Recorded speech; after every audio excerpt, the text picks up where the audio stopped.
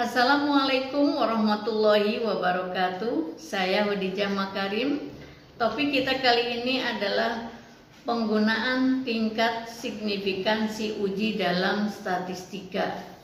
Teman-teman sekalian, arti dari signifikansi menurut Kamus Besar Bahasa Indonesia adalah keadaan signifikan, yaitu nyata. Nah, itu kalau kita lihat menurut Kamus Besar Bahasa Indonesia. Nah, kalau kita lihat sinonimnya dari signifikan itu artinya benar, ya, berarti, bermakna, penting, itu yang dimaksud dengan signifikan. Nah, baik teman-teman sekalian, signifikansi itu adalah istilah ilmiah dalam penelitian. Jadi teman-teman yang akan melaksanakan penelitian itu harus sudah paham dengan istilah signifikan, signifikansi, dan biasanya ini sudah mulai dipahami pada saat teman-teman mengambil mata kuliah metodologi penelitian, biasanya di semester 5 ya, semester 5 atau semester 6. Nah, baik teman-teman sekalian, dalam statistika nilai signifikansi itu merupakan nilai kebenaran. Nilai kebenaran pada suatu hipotesis, apakah hipotesisnya diterima atau ditolak. Nah, di dalam penggunaannya tingkat signifikansi itu ditentukan oleh kebutuhannya. Jadi bisa berbeda itu sesuai dengan kebutuhannya. Kalau kita lihat taraf signifikansi dari angkanya, ya, angka taraf signifikansi itu adalah angka yang menunjukkan seberapa besar tingkat kepercayaan dari penelitian kita itu. Jadi kalau kita lihat misalnya secara umum digunakan, ada yang menggunakan taraf signifikansi 1%, ada yang 5%, ada yang 10%. Nah, ini intinya adalah ukuran untuk menolak yang benar. Jadi kalau kita lihat biasanya sih kalau kita gunakan 1% itu adalah teman-teman yang meneliti di bidang ilmu pengetahuan alam, ya, eksakta, jadi ilmu pasti. Tapi kalau untuk ilmu-ilmu sosial, penelitian ilmu-ilmu sosial pada umumnya menggunakan taraf signifikansi 5% atau 10%, ya. Yang paling banyak sih biasanya teman-teman mahasiswa memilih pertengahan, itu 1% tidak, 10% juga tidak. Biasanya banyaknya adalah memilih 5%. Jadi sekali lagi untuk ilmu pasti, ya, ilmu pengetahuan alam, misalnya biologi, matematika, fisika dan sebagainya, ya, itu biasanya pakai 1%. Sedangkan ilmu-ilmu sosial umumnya menggunakan taraf signifikansi 5% atau 10%. Nah, berikut saya jelaskan arti dari taraf signifikansi. Kalau misalnya 1%, artinya kita mempunyai resiko salah dalam mengambil keputusan untuk menolak hipotesis yang benar, itu sebanyak 1%. Dan benarnya di dalam mengambil keputusan adalah 99%.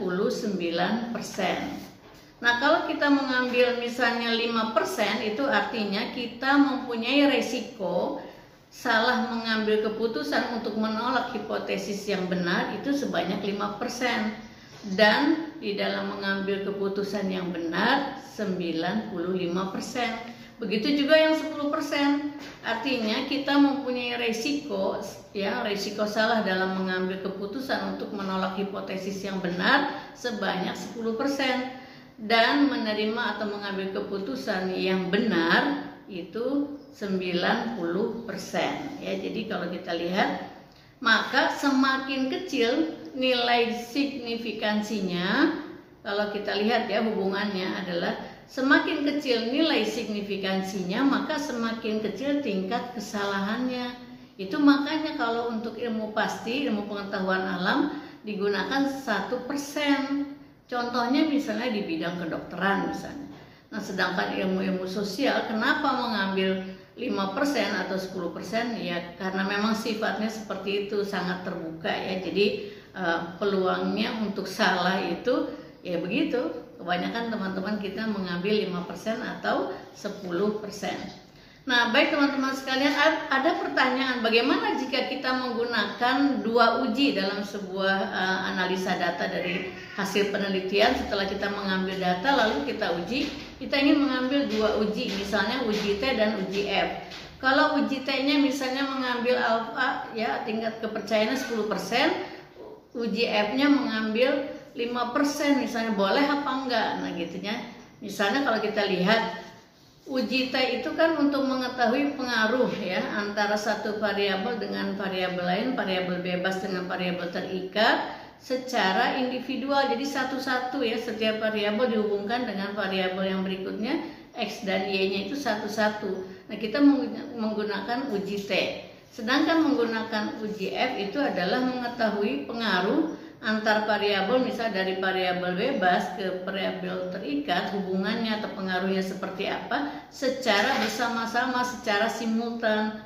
Nah, jadi kalau teman-teman mau menggunakan dua uji untuk kebutuhan yang seperti tadi, maka kalau kita lihat misalnya dalam hal ini penggunaannya lebih baik disamakan saja. Jadi kalau misalnya kita menggunakan uji T dan uji F ya, kita menggunakannya sama aja ya, supaya kalau kita lihat gini, jika uji T-nya kita menggunakan 5%, ya uji F-nya juga 5%. Kalau uji T-nya 1%, F-nya juga 1%. Begitu juga kalau uji T-nya 10%, uji F-nya juga 10%. Kenapa?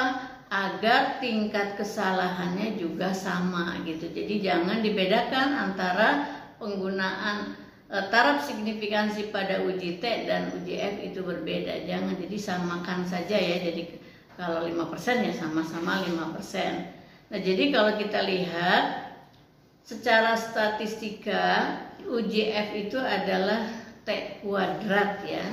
Nah, baik teman-teman sekalian, kesimpulannya menggunakan taraf signifikansi itu harus disesuaikan dengan kebutuhannya.